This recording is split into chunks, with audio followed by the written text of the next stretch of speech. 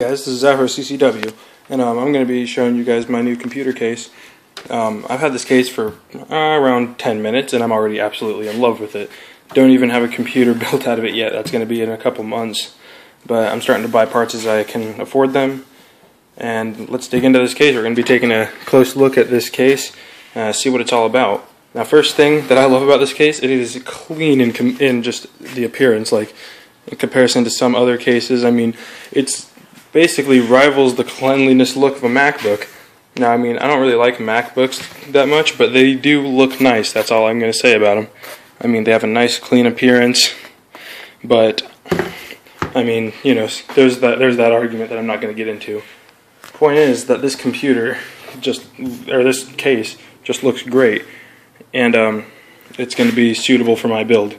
So let's get into it. I have the screws already slightly loosened, but first let's take a look at the controls on it. So as you notice, the controls are very, very, very basic. All you have is a power button, what I believe is a reset button, and two headphone jacks. I'm guessing it's a headphone and a microphone, and then USB 3.0, 2 ports. So that is the controls. That is the complete controls. There's no other buttons on this thing. It's a nice little case. These handles, they're not very comfortable, but it's better than just grabbing a computer like what the computer normally feels like. So if you do need to move it somewhere, you have less fear of dropping it since you have it by these nice strong handles. I do notice they feel flexy, but apparently they're supposed to be like that to absorb shock. So if you were to drop it, there's a better chance that it would be okay because these things are absorbing some of the shock. This computer isn't really made to be set on its side. It's basically supposed to stand up all the time like this. And because if you set it on the side like this, you're covering up your power buttons and whatnot. You can't get access to them. If you set it on the side the other way, then the vents on this side aren't letting any heat out, so you're getting less productive heat dispersion. So it's basically made to stand like this. And let me just brush some of the dust off of it. Alright, so I mean the front is really basic. You got your logo. You have the port for like a CD drive or a disc, like a DVD drive or a Blu-ray drive or a hard drive bay, anything you want. You have one port, giving it a really interesting look. It's outlined with a black and then there's white in the middle, so even if you don't put anything there, it still looks pretty interesting, but it looks pretty neat. If I flip it around to the back, you have a 120mm fan already pre-installed for you, and you have the motherboard. This is where the motherboard interface kind of goes, where all your your HDMI port or whatever you have on there, probably like a VGA or DVI or whatever, and your sound for that and some USBs will all stick out right here. Right under that you have your power supply bay, and this case is really cool because even though it's a mini ITX case, it supports a full-size ATX power supply, so you don't have to shortcut yourself with smaller power supplies. I don't know much about other types of power supplies, so that's really nice that you can use full-size. Up on top you have this little grate, and under that there's space to install 2 more fans. I think these are 120 diameter, 120mm fans, so I'll probably be getting those once I get this gaming rig all set up. And other than that, there's nothing else on the outside of the case other than the handles, which I've been using the entire video to turn this thing. Alright, so let's get on the inside. I already have these screws loosened, and they're only meant to be thumb tight anyways, or hand tightened, so let's get into it. Alright, so you'll notice that the case is trying to fall off. That's supposed to happen, so you guys are a little close right now, but it's because I'm holding the case on right now.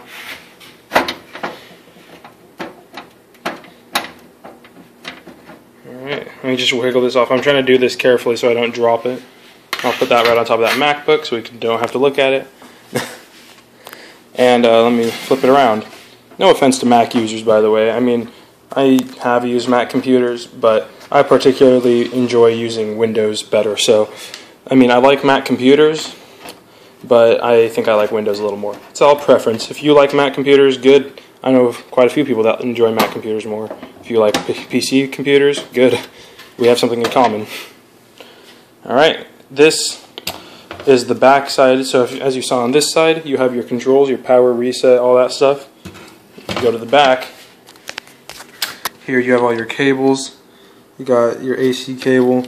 You got the audio for those headphone jacks. These are the LED power cables. And you got your USB 3.0.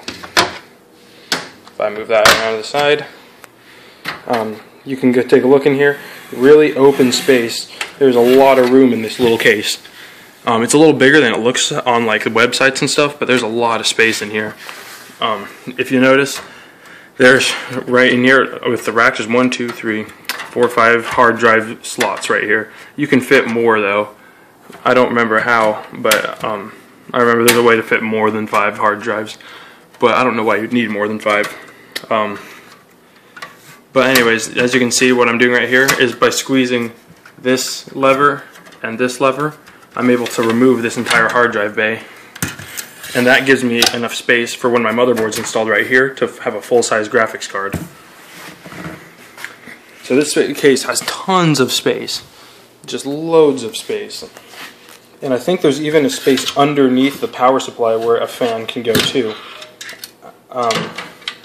This computer has so much space, it's ridiculous. It's got 2 120mm fans pre-built into it, one right here on the front, and one on the back right here. So, you know, for all your basic cooling needs, that should be enough, along with your CPU fan, unless you get into some really hardcore gaming, or have it on for a really long time gaming. Down here is the power supply bay. It's got these little squishy pads, like rubber pads, to kind of to help it disperse heat more. This is just the other side of the hard drive bays, and like I said, there's space for 5 normal size hard drives. And also another cool thing about the hard drives is that these are the like little slider rack rail things for the hard drives. These make it really easy to install your hard drives, because if you look at them, they have these pins built into them that you just spread this thing a little bit, put your hard drive in it, and then clip it on, and then you have all that space. And you can just put that right back in there, plug it in. I mean, if you want to take out your hard drive, you unplug it, slide it out. You want to put it back in, plug it, or slide this in, click it. Again, you just put it right in, click it, just plug it in. You're good. It's a really nice, neat little case.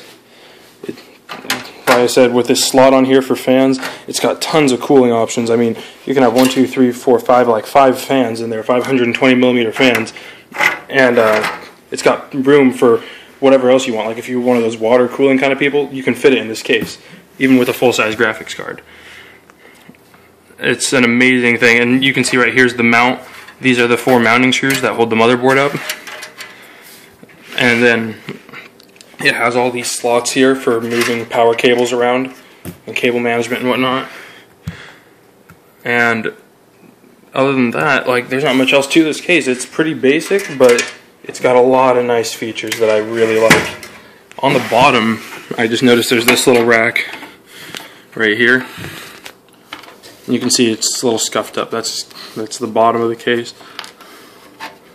And if I slide this off, I'm guessing I can slide this off. I think this is like a filter for airflow. I'm not sure if there's actually a space for a fan down there now. No, there's no space for a fan. I think this is just supposed to filter for your for the other fan so that you don't get as much dust in there. I'm pretty sure that's what that is, a little dust filter, and I just dropped it. Alright, so if I slide this back on, I don't think it's supposed to be on. I think it's supposed to only go on that far. The people who had it on there before had it on too far. I think it's just supposed to sit just like that. Alright. Anyways, this is a really nice case. It's really easy to build inside of because you don't need any tools. All you need are these hand screws and Phillips head screwdriver. Now, I'm not saying most cases use a lot of tools, but this one just makes it like extremely easy. So I'm going to go ahead and put it back together.